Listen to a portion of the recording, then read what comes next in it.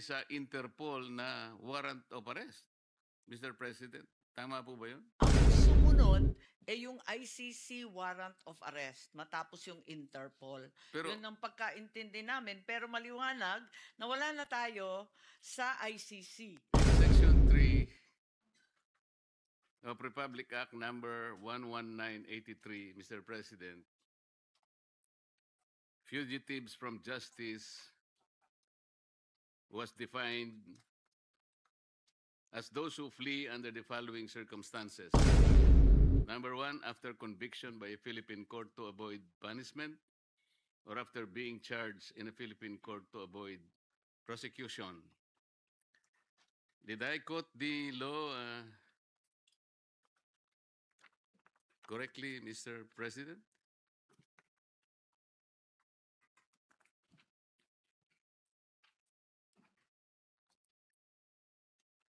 Mr. President, if I may respond, Majority Leader. Okay. Yes, to proceed, we are familiar with Section 10B of RA 11983, and the grounds for a passport's cancellation are well laid out, as mentioned by the gentleman from Tarlac.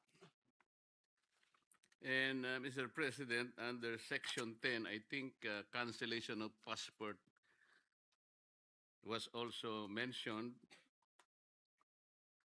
Yes, and there are circumstances, I think 5 circumstances under which a passport can be cancelled.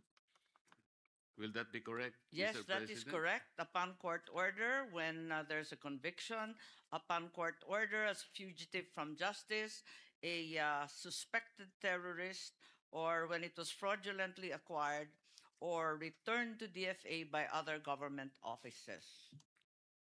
Upon orders of the court, when the holder is a fugitive from justice, is one of those circumstances, Mr. President. Yes, that is correct. That's the second circumstance in the aforementioned section. On what ground will the case of Saldico, Mr. President, fall under these provisions? Does the DFA, for example, consider him as fugitive from justice within the meaning of Section 3, Paragraph J? That is someone who fled after being charged in court to avoid prosecution.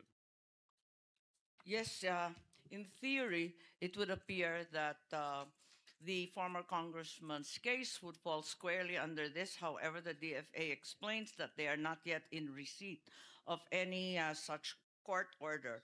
Whereas, in fact, in the case of Attorney Harry Roque, as well as Cassandra Ong and the others involved in POGO, an omnibus resolution issued by Pasig Branch 157 was already received by the DFA, and hence it has canceled the passports of 5 individuals involved in that case. Mr. President, considering the magnitude of Mr. Saldico's expose, he mentioned personages even in the higher echelon of government. The magnitude of corruption described in his expose, which came to the country in installments, is something I think it is mind-boggling. So if the passport of Saldico is eventually cancelled, Mr. President, and is brought to justice, what is the participation of the DFA in ensuring the safety of Saldico right from the cancellation of his passport, considering that there will be trillion of reasons why people would like him silenced, if I may say so? Yes, it is clear to the Secretary that the safe passage and entry of Mr. Ko is beyond their jurisdiction. All they can do is act on the receipt of a court order, verify and evaluate said court order, issue the cancellation, notify the passport holder, and thereafter update all official databases that Mr. Ko is no longer a holder of a valid Philippine passport. As to his safety upon arrival in the Philippines, assuming that he does come back home, I think other authorities, such as perhaps the police as well as the DOJ, would have to take over po. So that makes the obligation and the duty of the DFA very, very easy. Just to cancel the passport, just like that. And leave it to the police authorities to take care of Saldico. That is their understanding that upon the issuance of a cancellation directive and the passport being canceled within all DFA systems, they must notify the individual officially, and the holder may then appeal if the cancellation is administrative and not criminal, which is what it appears to be in this case. They may appeal to the DFA secretary. That seems to be the full extent of the DFA's function. Let's say the passport of Saldico is cancelled today. And from today until he is transported or deported to the country, nobody will assist him wherever he is now. So the short span, I think, is very important. Upon the cancellation of passport, what will or what are the precautionary measures, or what are the things that the DFA might do in order to protect him while he is being transported to the country? Because even on that particular point in time, his life will be already in danger. Yes, that's correct. Certainly, a high-risk individual like the former congressman would require assistance. And being a Filipino citizen, the DFA is fully aware that we will have to notify foreign posts to extend as much assistance as they should to any other Filipino national. And the local authorities in that foreign post, even the local authorities here in the Philippines, to guarantee his safe passage until he comes home. By declaring the safe passage of a person like Saldico is one. But doing something in order that that declaration or that statement will find reality is another. Halimbawa po, the former president of the Philippines was arrested, temporarily confined in a military ano na yun? Villamor Air Base. And he was eventually turned over to the Netherlands, halfway around the planet.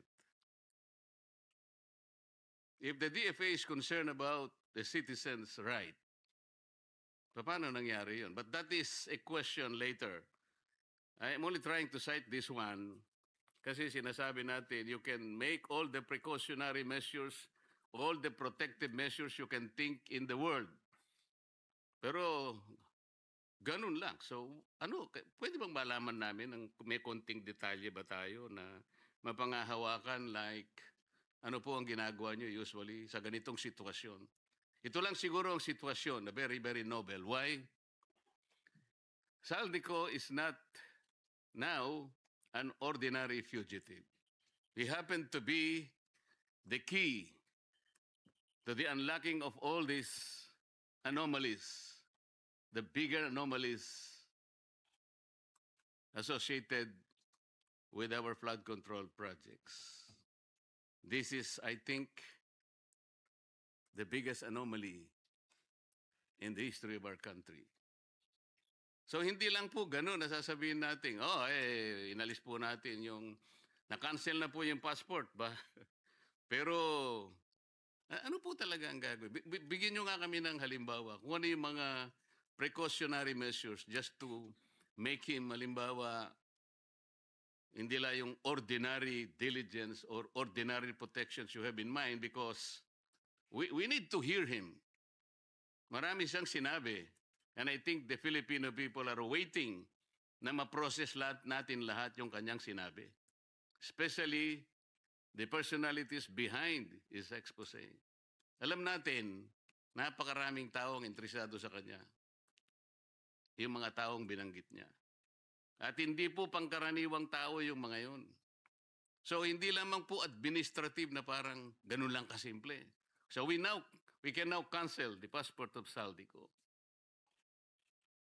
If you understand, Mr. President. That's right.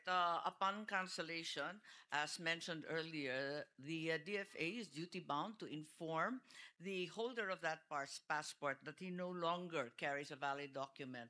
And thereafter, as they would for any other Filipino citizen, they must, to the extent of their office, be able to guarantee safe passage. Tulad nga ng sinabi ninyo, kakaibang testigo at passport holder si Saldico.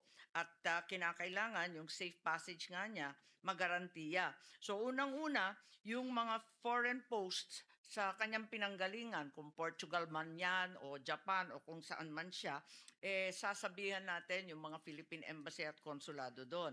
Ganon din yung konsulado doon, kinakailangan timbrehan din yung kapulisan at yung iba pang law enforcement agencies doon sa foreign country na yon. Pagkatapos noon, yung DFA aabisuhan rin sa paglapag dito sa Pilipinas. Yun ang tanging magagawa po nila. Yun lang ang tanging magagawa nila, Mr. President. Pero yung mga kalaban, na perceived na kalaban na binanggit niya sa kanyang expose, magagawa din nila eh. Natakutin po yung inyong mga tatawagan. O maaaring susuhulan nila yung mga opisinang pagsasabihin niyo to protect Saldico at all cost. Tama po ba yung aking iniisip na meron din silang kakayahan? Maliwanag na higit ang kanilang kakayahan dahil mabibigat ang binitawan niya sa makapangyarihang mga tauhan at opisyal. Siguro ang maaari ring gawin ng DFA ay humingi sa mga foreign governments ng armed escorts or karagdagan na security dahil sila naman ang nandun at may kakayahan. Baka maari rin siguro, maliban pa sa mga foreign postings natin, yung Philippine Embassy, yung konsulado, humingi na rin ng tulong dun sa mga law enforcement sa ibang dako. Kaya po ba nilang gawin yun, Mr. President? Kaya naman nilang gawin yon. Parati naman sila nakikisuyok kapag may gulo, kapag may aberya, kung may problema. At eto nga, yung issue ng fugitive, hindi ito magiging kauna-unahang pagkakataon na nasabihan yung foreign countries po. Salamat po sa inyong optimism, Mr. President. Sana po ay mangyari yun. At si Saldico ay malaya at walang kagalos-galos na makauwi sa ating bansa upang sa ganun ay maproseso ang lahat ng kanyang sasabihin at ang taong bayan po ay masatisfy sa lahat ng mga kaugnay na steps na gagawin upang sa ganun ay makamit po natin ang katarungan. Maging accountable po ang lahat ng mga taong binabanggit doon sa kanyang expose. Kung yan po ay panaginip, para sa akin, sana po'y magkatotoo. At alam ko po, ang ating sponsor ay ganun din ang kanyang iniisip. Kung maaalala po ninyo, dun kay Congressman Arnie Teves, na gawan naman ng paraan ng ating DFA na maiuwi yung si Congressman dito sa Pilipinas. At hanggang ngayon, nananatili pa siya dito sa atin.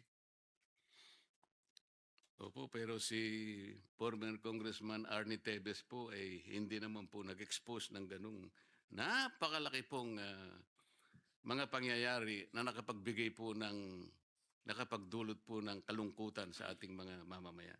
Totoo po yan at alam niyo na sang-ayon po ako sa sinasabi ninyo. Magbigay po tayo ng mas akmang halimbawa, Mr. President.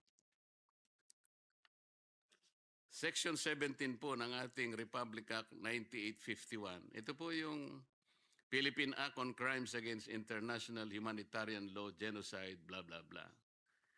Sa Section 17 po, Mr. President, sinasabi, the state, ang Pilipinas po, shall exercise jurisdiction over persons, whether military or civilian, suspected or accused of a crime defined and penalized in this Act, regardless of where the crime is committed, provided any one of the following conditions is met.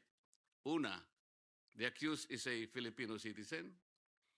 The accused, regardless of citizenship or residence, is present in the Philippines, or the accused has committed the said crime against a Filipino citizen. Ito po yung bone of contention. In the interest of justice, the relevant Philippine authorities may dispense with investigation or prosecution of a crime punishable under this Act if another court or international tribunal is already conducting the investigation or undertaking the prosecution of such crime. Instead, the authorities may surrender or extradite suspected or accused persons in the Philippines to the appropriate international court, if any, or to another state pursuant to the applicable extradition laws and treaties. Mr. President, anong bahagi po nung binasa ko ang nag-apply kay former President Rodrigo Duterte? Sa pakiwari ko po, wala. Ngunit, ang pagkasabi nung dating DOJ Secretary Remulla na ito ang nagbibigay daan para sa pag-aresto, sa kidnap at sa extraordinary rendition ni President PRRD without any warrant of arrest or any order issued by a Philippine court. So, in my opinion po, and clearly from the transcript of the investigation conducted by this body, then Secretary Remulla appeared to be of the stance that an administrative arrest can be done under the word surrender. This is a case of first impression. There is nothing in our laws that convinces me that this is the case, and because of that, I filed a case against him for usurpation of judicial functions, arbitrary detention, grave threats, grave misconduct, conduct prejudicial to the best interest of the service at the Ombudsman, who almost instantly dismissed it. It's now pending in the Supreme Court with certiorari and other cases. What is the participation, if any, Mr. President, of the Department of Foreign Affairs in the entire exercise? Because the discussion has been whether this is extradition or surrender, the primordial question would be whether there exists a bilateral extradition treaty between the foreign state and the Philippines, such that it allows a request for extradition. So what was the position taken by the DFA? Did the DFA lift its finger in the entire process, like advising an agency or a person or any office from undertaking the whole exercise, considering our jurisdiction? Inasmuch as to their mind, there was no extradition treaty of the Philippines with both the Kingdom of Dubai as well as the Netherlands. The Netherlands. The DFA states that the ICC judicial process lies outside its mandate and does not form any part of its obligations under Philippine extradition law. Because the extradition request was never made, there is no extradition treaty, hence it's outside of the ambit of foreign policy. Yes, Mr. President. The law says surrender or extradite. There is no extradition treaty existing between our country and Netherlands. And there is also any other treaty na applicable dito. Kasi kung hindi po ako nagkakamali, 2 taon na po tayong nag-withdraw sa Rome Statute. Even that one, they cannot benefit from that. So what is the difference really between surrender and extradition, except for the spelling. To my mind, the surrender is unclear because there is no well delineated definition or process in our laws. Extradition, on the other hand, is fairly clear cut. In any case, what appears to be clear is that with extradition, there should be, in all cases, a filing of a petition by the DOJ and the RTC. The RTC should issue summons, and thereafter, if it sees fit, issue a warrant for the arrest of the accused. All of this did not occur. DFA further states that the ICC is not a sovereign state. Hence, any request for the surrender of a person to it will not be handled by the DFA, but by the law enforcement authorities. So that appears to be the situation with the kidnapping, as it were, of former President Duterte. Mr. President, when the former president was arrested in March this year, he was arrested and detained shortly at the Villamor Air Base until he was turned over to the ICC in The Hague, Netherlands. Yun po yung nangyari. Tama po. Yes, tama po. Ang sabi po ng ating pamahalaan, we simply cooperated with the Interpol, not with the ICC. Is that correct? Yun po ang dahilan nila, pero maliwanag na yung Interpol hindi na naman nagbigay ng anumang red alert. Ang pagkakaalam ko po, although hindi naman official po na inamin, yung ICC po ay nag-issue raw ng warrant of arrest against the former president. Tama, wala po, kundi simpleng diffusion notice lang po ang pinamigay. Na napakaliwanag dun sa diffusion notice na kinakailangan ng warrant of arrest na manggagaling sa mga authorized court. But Mr. President, may hawak nga po silang kopya ng warrant of arrest pero wala po sa papel. Nandun lamang sa cellphone ni General Torre at the time. Tama. Yun din ang sinabi. Yun din ang salaysay ni General Torre na pinakita daw niya sa cellphone at lumipas ang ilang oras bago binigyan ng maayos at hard copy, ika nga. Kung Interpol po ang pinagbigyan ng ICC and the Interpol is the one to serve the warrant of arrest to the former president, which office is the local counterpart of Interpol in this country, Mr. President?